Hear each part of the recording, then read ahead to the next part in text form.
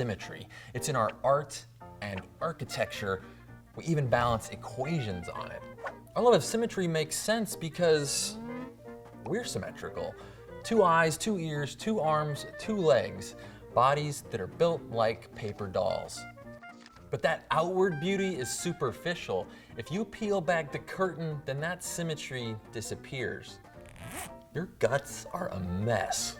Now, unless you're from Gallifrey, you have 1 heart on the left side of your body, same as your stomach and spleen, but your liver is on the right. Even organs that look symmetrical at first seem to tip one way or the other. The right lung is divided into 3 lobes, while the left lung only has 2. And in your brain, 2 of the areas that are needed for speech and language are found only on 1 lobe, usually the left. Animals that are as distantly related as starfish show similar internal asymmetry. Now, the interesting thing isn't that our bodies are asymmetrical in the first place, but that we all have the same asymmetry, unless you have a case of oppositis. 1 in 20,000 people have a genetic condition called situs inversus, where the internal organs are inverted left to right. These people usually show no negative effects from their reversed innards, unless their name is Donny Osmond.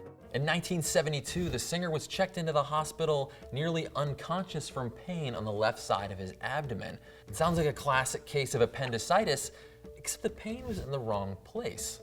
The doctors operated anyway and removed his burst appendix with only hours to spare from the opposite side of his body where it should have been. Enrique Iglesias and Catherine O'Hara also have situs inversus. Maybe one of you do too. But if people can live happy, healthy lives with inverted organs, why don't half of us have half of us on either half of us? And if it doesn't hurt to be asymmetrical on the inside, then why are we so non-asymmetrical on the outside?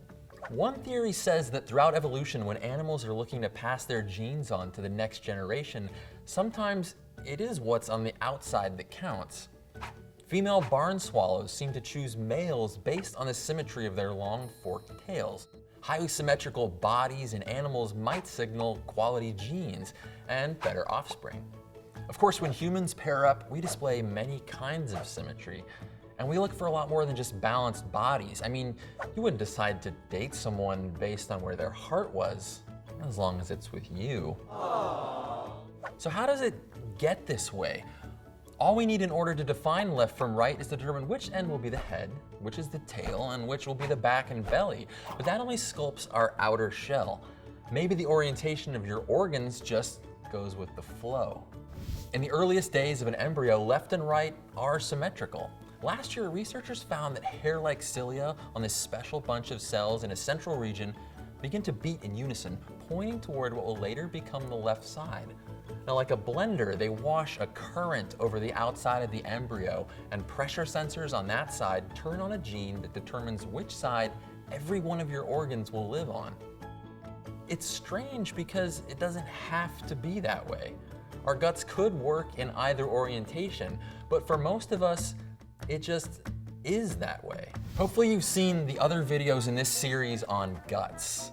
Now, it's obvious that reversing the other axes of the body, whether it's the back and the belly, or the mouth and the anus, would have some serious evolutionary consequences. But left and right seem to be more interchangeable. But time and time again in the story of our body, we've seen the incredible influence of seemingly chance events on the course of evolution. I mean, the first animal to put its eyes near its mouth might be the reason that you have a brain in your head. A worm doing the backstroke might be the reason your spine runs down your back. And a tiny molecular propeller leaning one way or the other might be the reason that your heart is in the right or left place. Stay curious. This video is part of a 3-part series all about guts. If you want to know more about why your body is organized the way that it is, then check out the rest of these videos.